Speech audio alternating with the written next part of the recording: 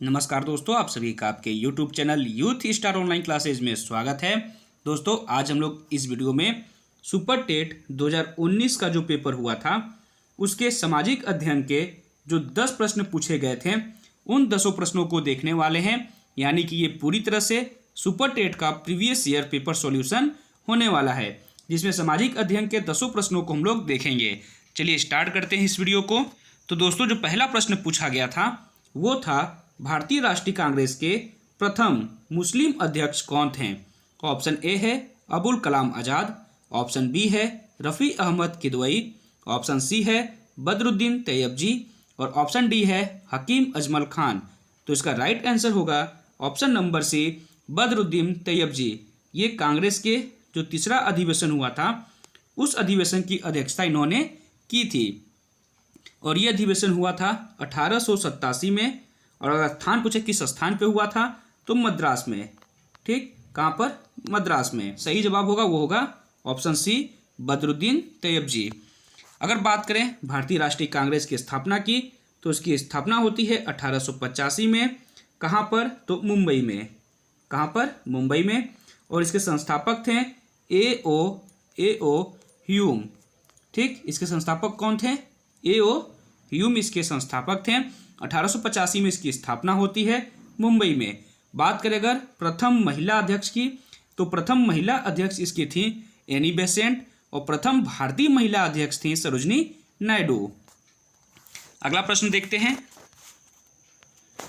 अगला प्रश्न है, साइमन कमीशन के विरुद्ध प्रदर्शन में लाठीचार्ज से लगी चोटों से किस नेता की मृत्यु हुई थी। ऑप्शन ए है लाला लाजपत राय, ऑप्शन बी है गोविंद वल्लभ पंत, ऑप्शन सी है डॉक्टर सत्यपाल और ऑप्शन डी है डॉक्टर किचलू। तो बता दूं मैं आपको कि जो साइमन कमीशन है ये 3 फरवरी 1928 में इंग्लैंड से बम्बई पहुंचा था। कहाँ से? इंग्लैंड से बम्बई। ठीक, बॉम्बे पहुंचा था, जिसमें सभी जो सदस्य थे वो अंग्रेज थे। और साइमन कमीशन के विरुद्ध जो नारे लगाए जा रहे थे वो नारे थे साइमन कमीशन वापस जाओ। ये नारे लगाए जा रहे थे। बात करें अगर लाला लाजपत राय की तो इसका सही जवाब होगा option number A, Lala Lajpat Rai, जो कि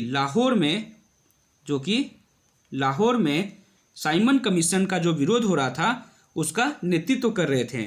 नेतृत्व के दौरान ही पुलिस लाठीचार्ज करती है और इसमें इनको गंभीर चोट लगती है, जिसके कारण इनकी मृत्यु हो जाती है। अगला प्रश्न है, लोकसभा के द्वारा पारित धन विधेयक को राज्यसभा विचार विमर्श के लिए अधिकतम कितने दिनों तक रख सकती है। ऑप्शन ए है 10 दिन, ऑप्शन बी है 12 दिन, ऑप्शन सी है 14 दिन और ऑप्शन डी है 16 दिन। तो जो धन विधेयक होता है, धन विधेयक को राज्यसभा में विचार विमर्श के लिए भेजा जाता है। राज्यसभा इस विधेयक को अधिकतम 14 दिनों तक अपने पास रख सकती है। तो इसका सही जवाब होगा 14 दिन। अगला प्रश्न है, प्रायद्वीपीय भारत का सबसे दक्षिणी बिंदु जिसका नाम कन्याकुमारी है, ये कहाँ पर स्थित है। ऑप्शन ए है कर्क रेखा के उत्तर में, ऑप्शन बी है मकर रेखा के दक्षिण में, ऑप्शन सी है भूमध्य रेखा के उत्तर में और ऑप्शन डी है भूमध्य रेखा के दक्षिण में। तो इसका जो राइट आंसर होगा वो होगा ऑप्शन नंबर सी, भूमध्य रेखा के उत्तर में। तो ये जो ग्लोब है, ग्लोब में ये 0 डिग्री जो देशांतर रेखा है इसे ही भूमध्य रेखा कहते हैं, विषुवत रेखा कहते हैं। और यहाँ पर आपका कर्क रेखा है। कर्क रेखा भारत के बीचों बीच से गुजरती है। ठीक है, तो जो भारत है ये भूमध्य रेखा के उत्तर में है। निम्नलिखित समुद्री धाराओं में से कौन सी अटलांटिक महासागर की धारा नहीं है। ऑप्शन ए है अगुलहाज धारा, ऑप्शन बी है लेब्राडोर धारा, ऑप्शन सी है फ्लोरिडा धारा और ऑप्शन डी है कनारी धारा। तो इसमें जो अगुलहाज धारा है, ये अगुलहाज धारा ये हिंद महासागर की गर्म जल धारा है। ठीक, किसकी? दक्षिण हिंद महासागर की ये गर्म जल धारा है अगुलहाज धारा। बात करें अगर लेब्राडोर और कनारी धारा की तो ये अटलांटिक महासागर की ठंडी जलधारा है, और जो ये फ्लोरिडा धारा है ये अटलांटिक महासागर की गर्म जलधारा है। तो बात करेगा इसके सही जवाब की, तो इसका सही जवाब होगा ऑप्शन नंबर ए, अगुलहास धारा, क्योंकि अगुलहास धारा जो है ये हिंद महासागर की, ठीक है, दक्षिणी हिंद महासागर की गर्म जलधारा है। बाकी ये तीनों जो हैं फ्लोरिडा, लेब्राडोर और कनारी, ये अटलांटिक महासागर की धारा हैं, जिसमें लेब्राडोर और कनारी जो है ये ठंडी जलधारा है और फ्लोरिडा गर्म जलधारा है। अगला प्रश्न देखते हैं। अगला प्रश्न है, नाथुला दर्रा भारत के किस राज्य में स्थित है? ऑप्शन ए है अरुणाचल प्रदेश, ऑप्शन बी है असम, ऑप्शन सी है सिक्किम और ऑप्शन डी है मेघालय। तो इसका सही जवाब होगा option number A, Arunachal Pradesh में नाथुला दर्रा स्थित है। अगला प्रश्न है, भारत में गरीबी का आकलन किस आधार पर किया जाता है? ऑप्शन ए है परिवार का उपभोग व्यय, ऑप्शन बी है प्रति व्यक्ति आय, ऑप्शन सी है प्रति व्यक्ति व्यय और ऑप्शन डी है उपयुक्त में से कोई नहीं। तो इसका जो सही जवाब होगा वो होगा ऑप्शन नंबर ए, परिवार का उपभोग व्यय।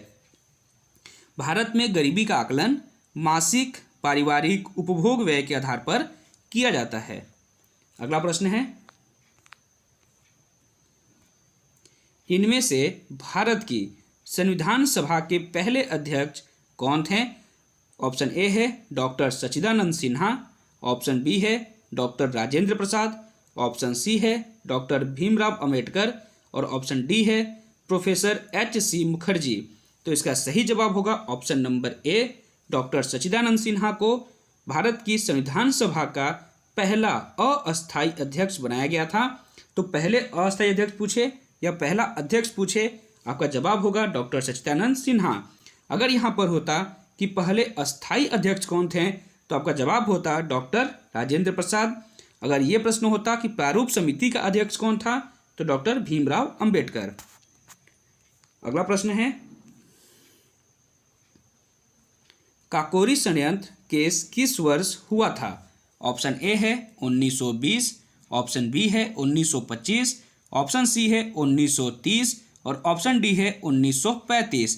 तो सबसे पहले बता दूं मैं आपको कि 1924 में सचिंद्र नाथ सान्याल, राम प्रसाद बिस्मिल, चंद्रशेखर आज़ाद, ये तीनों ने मिलकर कानपुर में, कहाँ पर? तो कानपुर में एक क्रांतिकारी संस्था की स्थापना की थी जिसका नाम था हिंदुस्तान रिपब्लिकन एसोसिएशन, मतलब HRA। इसकी स्थापना 1924 में कानपुर में की गई थी। किसने की थी? तो सचिंद्र सान्याल, राम प्रसाद बिस्मिल और चंद्रशेखर आज़ाद ने। इस संस्था के द्वारा 9 अगस्त, कब? 9 अगस्त 1925, 9 अगस्त 1925 को उत्तर रेलवे लखनऊ सहारनपुर संभाग के काकोरी नामक स्थान पर, कहाँ पर? काकोरी नामक स्थान पर एक ट्रेन को लूटा गया था जिसका नाम था 8 down Saharanpur Lucknow passenger train. क्या नाम था? तो 8 down Saharanpur Lucknow passenger train. इसको लूट लिया गया था, जिसमें इस घटना के बाद जो केस हुआ था उसमें 29 क्रांतिकारियों को गिरफ्तार किया गया था। कितने? तो 29 क्रांतिकारियों को, ठीक है, जिसमें से राम प्रसाद बिस्मिल, अशफाक उल्ला खान, रोशन लाल, राजेंद्र लाहिरी, इन सबको फांसी हुई थी और चंद्रशेखर आज़ाद इसमें फरार हो गए थे। लास्ट जो क्वेश्चन है वो है, भारत में स्थापित होने वाला प्रथम राष्ट्रीय उद्यान कौन सा है? ऑप्शन ए है जिम कॉर्बेट राष्ट्रीय उद्यान, ऑप्शन बी है दुधवा राष्ट्रीय उद्यान, ऑप्शन सी है पेरियार राष्ट्रीय उद्यान और ऑप्शन डी है मानस राष्ट्रीय उद्यान। तो सबसे पहले हम लोग बात करें पहले राष्ट्रीय उद्यान की, तो वो है आपका जिम कॉर्बेट राष्ट्रीय उद्यान। जिम कॉर्बेट राष्ट्रीय उद्यान की स्थापना 1936 में की गई थी। अगर पूछा जाए किसके द्वारा, तो इसके संस्थापक थे सर मैल्कम हैली के द्वारा। किसके द्वारा? Sir Malcolm Hailey. इन्हीं के नाम पर इसका नाम, ठीक है, मैल्कम हैली के नाम पर ही इसका नाम हैली नेशनल पार्क रखा गया था। बाद में 1956 में, ठीक, 1956 में इसका नाम जिम कॉर्बेट राष्ट्रीय उद्यान रखा गया। तो ये जो 10 प्रश्न थे ये बहुत ही महत्वपूर्ण थे, जो कि आपके जो भी आने वाले एग्जाम हैं उनमें आ सकते हैं, संभावना है। तो इस वीडियो को आप जरूर देखिएगा और इसको अधिक से अधिक लोगों तक जरूर शेयर करिएगा और चैनल को सब्सक्राइब कर लीजिएगा। धन्यवाद। शुभ रात्रि।